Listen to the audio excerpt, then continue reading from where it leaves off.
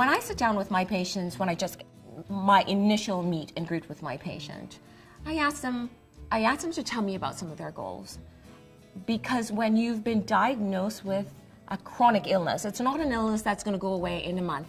You're going to live with this for the remainder of your life. You and I are going to be living together with your disease for the rest of your life. So you have to give them that hope that they're going to be able to do this.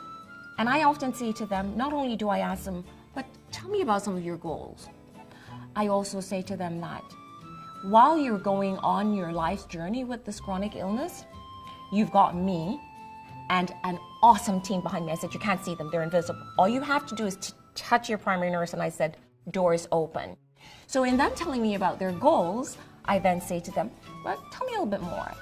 Do you have any plans? Are there some things that you want to do in life?